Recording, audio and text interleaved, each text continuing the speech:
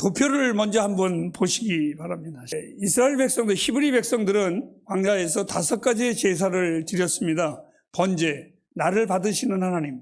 소제, 하나님께 헌신을 다짐하는. 화목제, 하나님과 화목의 관계를. 그 다음에 속제, 하나님과 나와의 죄의 문제를 해결하시는. 그리고 속건제, 사람과 사람과의 관계입니다.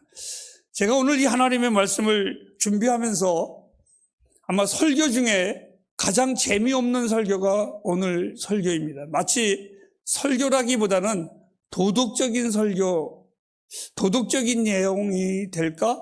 이렇게 생각을 하고 가장 재미없는 설교이기 때문에 많은 목사님들도 이 설교를 별로 하지를 않습니다.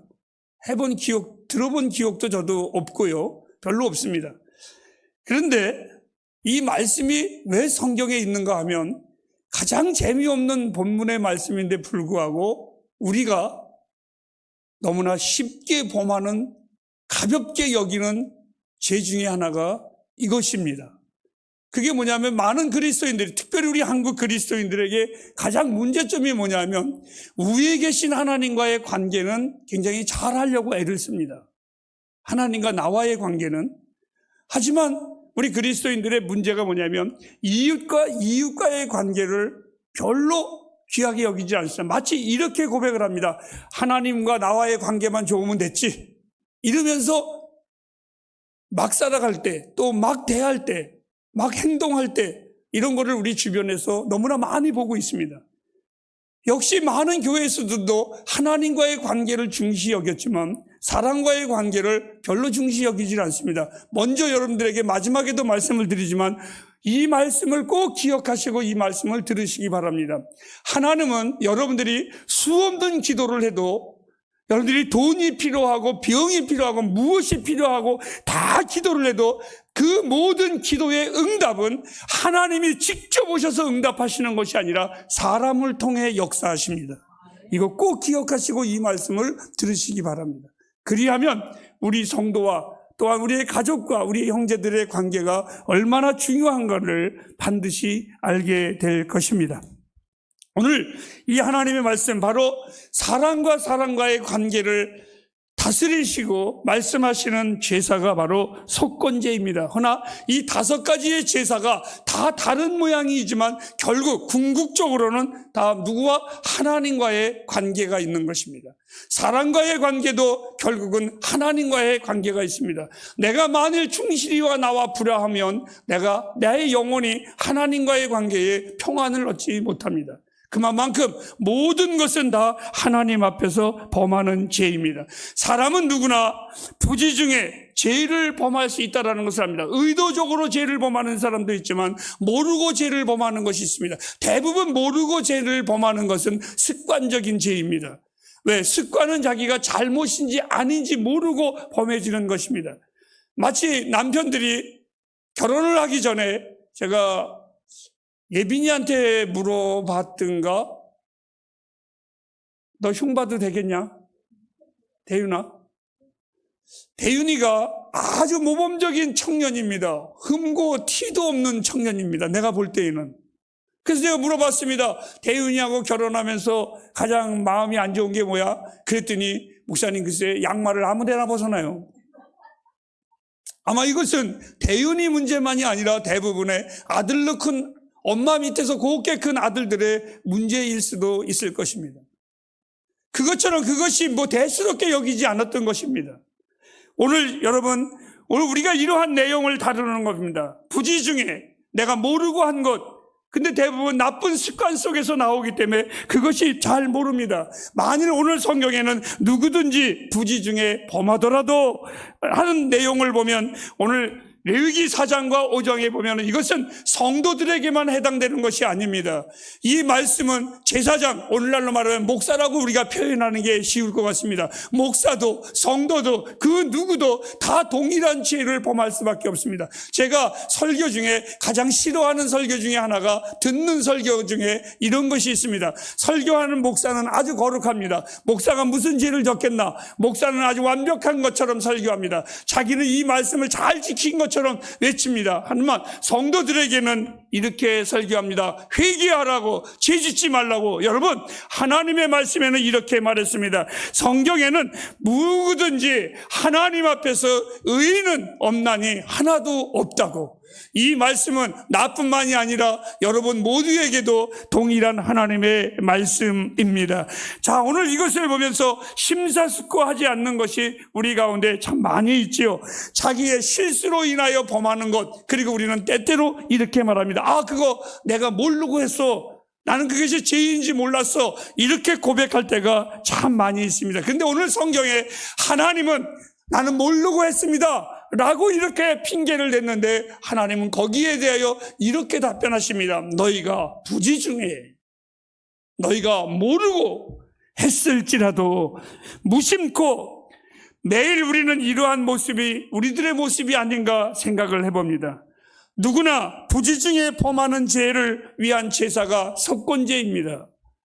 얼마 전에, 며칠 전에 제가 제 아내가 무슨 말을 하길래 내가 한마디로 툭 던졌습니다. 여러분, 저는 당연하다시 말을 던졌지만 내 아내에게 있어서는 그 말이 상처가 되었습니다. 우리는 부지중에 내가 한 말이 상대방이 어떤 아픔을 주는지를 우리는 모르고, 그리고 이렇게 핑계를 댑니다. 나도 나이가 많이 먹으니까 이제는 내 나이가 이렇게 돼서 고쳐지지가 않아, 그냥 내버려둬, 이렇게 말을 합니다. 성경은 단호하게 말합니다. 부지중에. 오늘 우리들의 마음과 눈은 늘 다른 것에 바쁘고 분주합니다. 그래서 자신의 행위를 돌아보고 나의 뒷모습이 어떤 모습인가를 볼 여유가 우리들은 너무나 많이 없습니다. 어느 학자는 이렇게 말했습니다. 인생이란 작품이다. 이 작품을 만드는 그 작가들은 얼마나 신중하고 얼마나 기이하게 여기면서 그 삶의 작품을 만들어 가겠습니까? 오늘 우리들은 우리들의 삶의 작품을 어떻게 만들어 가고 있습니까? 그냥 습관적으로 오늘 하루 이러니까 이렇게 살고 내일은 또 그런 거니까 그렇게 사는 것인가? 라고 한번 여러분들 생각해 보십시오. 우리들은 좋은 작품을 만들기보다는 많은 것을 자꾸 만들려고 합니다. 그래서 아무런 힘이 없습니다.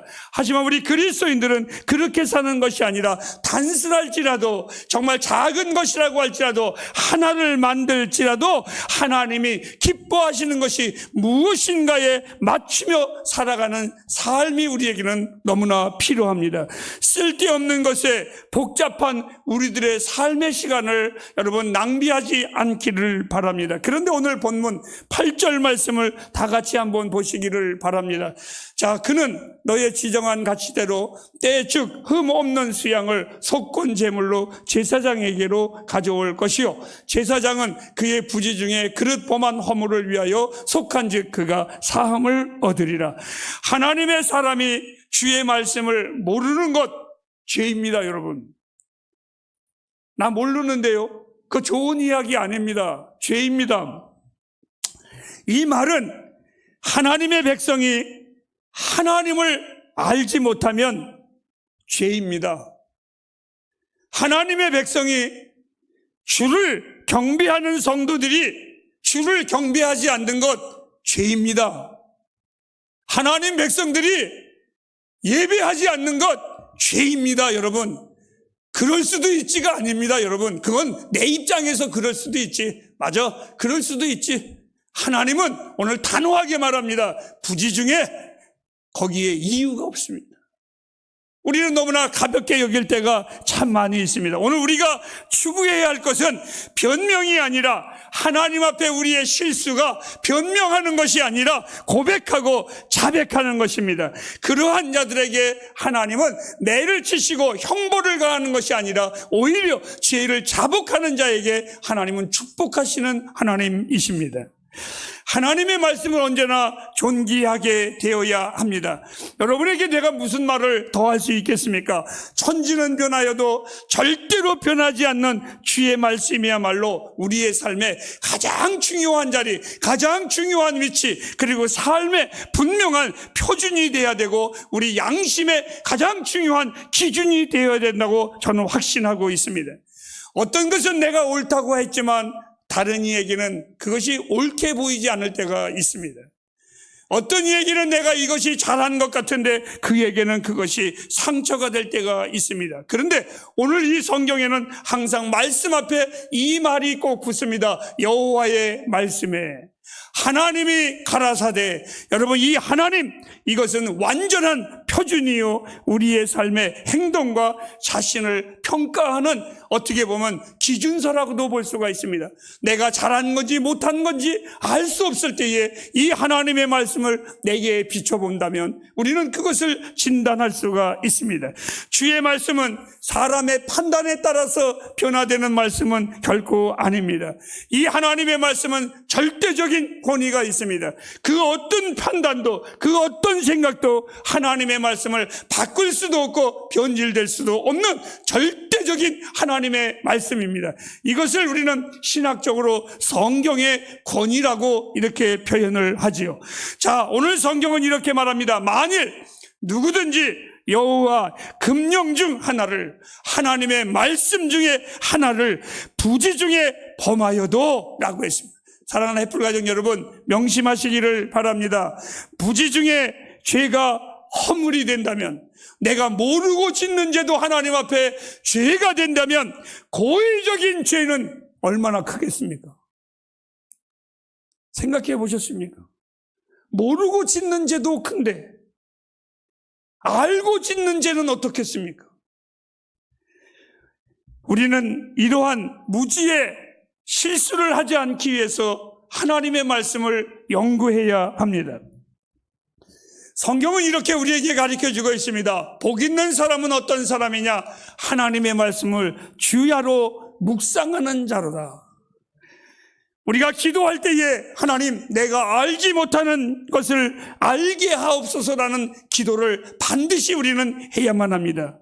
또한 나뿐만이 아니라 우리의 자녀들에게서 하나님을 아는 방법을 계속해서 가르쳐야만 합니다. 그리하여 우리의 자녀들이 우리 중에서도 그들이 자라나면서 모르고 범하는 죄가 없도록, 그들이 하나님 앞에서 언제나 순결하도록, 죄에 빠지지 않도록 그들에게 하나님의 말씀을 가르치는 교육의 시간을 우리는 많이 활용을 해야만 합니다. 하나님은 모세에게 이렇게 말씀을 하셨습니다. 신명기 우리 한번 보실까요? 11장 18절부터 20절까지입니다. 시작. 이러므로 너희는 나의 이 말을 너희 마음과 뜻에 두고 또 그것으로 너희 손목에 메어 기호를 삼고 너희 미간에 붙여 표를 삼으며 또 그것을 너희 자녀에게 가르치며 집에 앉았을 때에든지 길에 행할 때에든지 누웠을 때에든지 일어날 때에든지 이 말씀을 강론하고 또 내 집 문설주와 바깥문에. 저는 사실 제 성경책에는 이 말씀이 18절부터 20절까지가 외우려니까 되게 길은 것 같아서 그냥 한마디로 이렇게 해놨습니다. 온통 도배하라. 하나님 말씀으로 온통 도배하라. 하나님은 우리의 일거수일투족을 너무나 잘 알고 계시는 하나님이십니다. 그래서 성경은 우리에게 이렇게 하나님의 마음을, 우리를 향한 마음을 표현했습니다. 너희의 행한 대로 갚으시는 하나님이라고. 하지만 우리는 사실 완벽할 수 없습니다. 우리는 늘 넘어지고 연약하고 흔들거리고 오늘 다짐했어도 내일 또 그 마음에 안타까울 때가 있습니다. 우리의 연약함, 우리의 흔들거림, 우리의 완벽할 수 없는 정말 그 연약함 속에서 우리가 해야 될 것이 있는데 마태복음 5장에 나오는 애통하는 자가 되어야 합니다. 하나님 내가 연약합니다. 애통하는 자가 되어야 할 때에, 그리고 또 하나는 하나님 우리를 긍휼히 여겨 주옵소서. 이 기도가 우리는 반드시 있어야만 합니다. 우리의 행위로 내가 충실히 하고 관계가 좋다고 구원받는 것은 분명히 아닙니다. 왜? 우리의 행위로 구원받을 수는 없습니다. 구원은 분명히 믿음으로 받습니다. 하지만 하나님 백성들의 하늘의 상급은 행위로 받습니다. 저의 인생에 부끄러운 것이 있습니다. 그 부끄러운 것이 많이 있겠지만 그 중에 하나가 학교 다닐 때에 별로 상을 못 받아봤습니다. 네? 다 못 받는 거예요. 네. 네, 역시 우리 햇불 가족들은 이렇게 의리가 있어야 돼요. 목사가 못 받으면 성도도 못 받고 좀 그래야 됩니다. 제가 학교 다닐 때 별로 상을 못 받았습니다. 그런데요, 상을 많이 받은 내 친구도 학교 졸업했고 졸업은 나도 했습니다. 다만 지금 이렇게 고백하는 겁니다. 부끄럽다고. 우리의 자녀들에게 부끄럽다고. 구원은 누구나 다 예수의 이름으로 받습니다. 그러나 하나님 나라에 가서 이 땅에 행위에 상급이 없을 때에 그 구원을 보고 우리는 부끄러운 구원이라고 합니다. 해플가정 여러분, 여러분들은 어떻습니까? 오늘 성경에 우리에게 분명 제사가 필요합니다. 이렇게 말을 했습니다. 제사장은 그의 부지 중에 그릇 범한 허물을 위하여 속죄하면 사함을 얻으리라.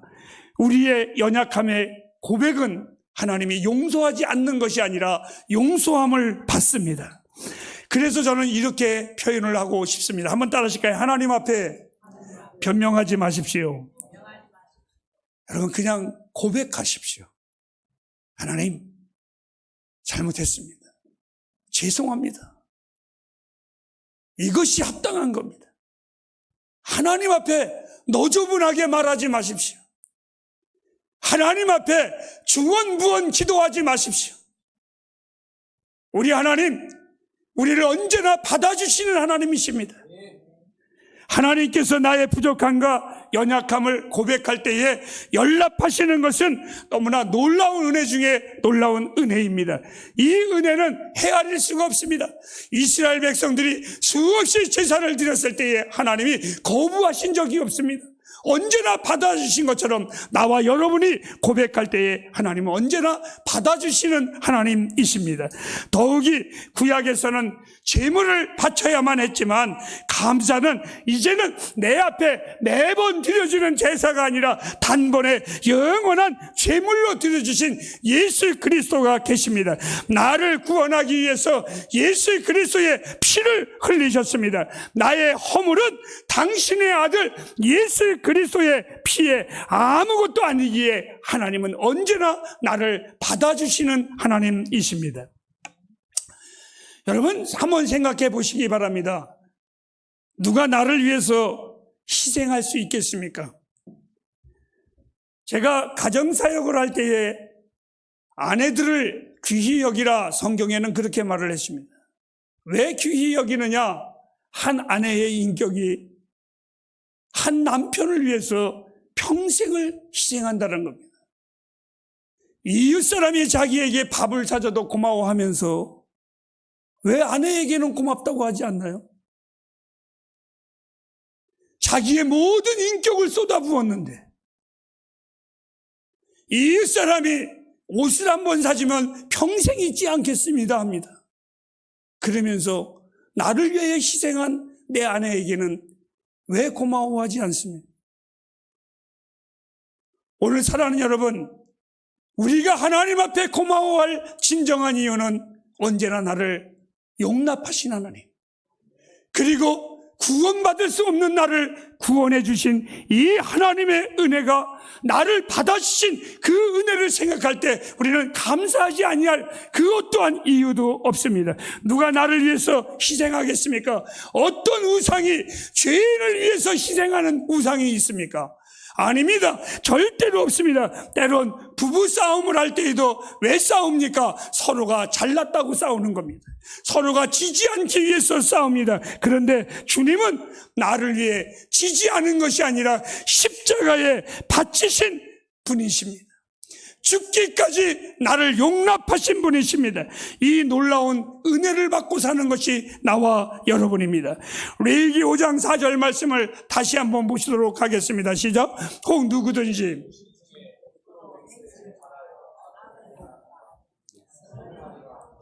그 사람의 무심증에 맹세를 바라여 말한 것이 어떠한 일이든지 깨닫지 못하다가 그것을 깨달을 때에는 그중 하나에 허물이 있을 것이다. 하나님은요, 한 번도 약속을 어기신 적이 없습니다. 잘 들으세요. 두 번째로 넘어가는 겁니다. 부지 중에 죄도 있지만 약속도 중요하다는 겁니다. 약속도 중요하다는 겁니다. 주의 자녀라면 하나님과의 관계에서 화목해야 합니다. 또 부부의 관계에서도 힘써 화목해야 합니다.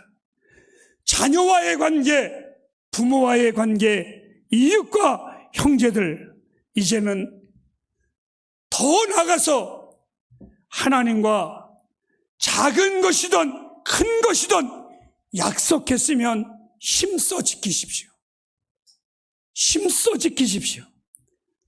제주에 카페를 준비하면서 저를 아는 분들이 질문을 합니다. 목사님, 카페 할 줄 아세요? 제가 커피 맛도 모릅니다. 제가 잘 아는 커피 맛은 식당에 들어갔다가 나올 때 자판기 있죠. 나는 그게 이 세상에서 제일 맛있어요. 밥 먹고 나오면서 그거 한 잔 먹는 그 행복감은 이루 말할 수가 없어요. 얼마나, 그게 무슨 맛이에요? 그러면 제가 너무 달아. 이렇게 얘기해요. 그런 내가 카페를 10평짜리 카페도 아니고 20평짜리 카페도 아니고 2000평에 350평의 카페입니다. 제가 그걸 어떻게 하겠습니까? 목사님, 근데 그걸 어떻게 하시려고 그래요? 지금은 안 하실 수 없어요? 아이고, 감당 못할 텐데. 단호하게 얘기했습니다. 저는 합니다. 왜? 나는 그분과 약속했습니다. 오늘 하고 내일 문을 닫는 한이 있어도 그 약속은 반드시 지켜야 합니다. 그리스도인의 약속은, 그리스도인의 말은 곧 하나님 앞에 복받는 비결입니다. 사랑하는 햇불가정 여러분, 대한민국 사람의 가장 안타까운 것 중에 하나가 말의 약속은 약속으로 여기지 않는다라는 겁니다. 그래서 신뢰가 없는 겁니다. 그리스도인들은 이 약속을 힘써 지킬 줄 알아야 합니다. 하지만 불갑을 못 지킬 때가 있습니다. 그렇죠? 못 지킬 때가 있습니다. 그러면 고백하십시오. 미안하다고, 죄송하다고, 고맙다고, 감사하다고. 이것은요, 연약한 자들, 비굴한 자들이 쓰는 언어가 아니라 아름다운 용기 있는 자들의 언어입니다. 비굴한 자들은요, 미안하다는 말 안 합니다. 변명하기에 급급합니다. 치사한 자들은요, 죄송하다는 말 안 합니다. 자기의 잘못 앞에서 구부리지 아니하고 자기의 실수 앞에 도망갑니다. 그런데 여러분, 하나님의 사람은 잘못을 고백할 줄도 알고 하나님의 사람은 용서할 줄도 아는 겁니다. 이것이 그리스도인입니다. 이것이 하나님의 백성입니다. 이제 마치겠습니다. 저는 오늘 이 말씀이 가장 재미없고 도덕적인 설교라고 분명히 말씀을 드렸습니다. 하지만 이것을 좀 더 성경적으로 표현하면 거룩한 습관입니다. 나쁜 습관이 아니라 거룩한 습관입니다. 인간관계가 아름다울 때 기억하세요. 하나님을 알라. 하나님과의 온전한 관계에 평안이 찾아옵니다. 그리스도를 의지하고 여러분이 믿음의 길을 걸어가면서 하나님은 처음 말씀드린 것처럼 여러분이 어떤 기도를 하든 어떤 것을 하나님 앞에 요구하든 우리 하나님이 하늘의 보좌를 버리고 직접 그 보따리를 가지고 오시는 하나님이 아니라 반드시 사람을 통해서 역사하시는 하나님이십니다. 이것을 꼭 기억하시기를 바랍니다. 그래서 하나님이 사람과의 관계를 이렇게 중시 여긴 겁니다. 왜? 그가 너를 통한 나의 통로이기 때문에. 사랑하는 애플가정 여러분, 하나님과 사람과의 관계에서 행복한 가족들이 되길 주의 이름으로 축복합니다. 기도하겠습니다.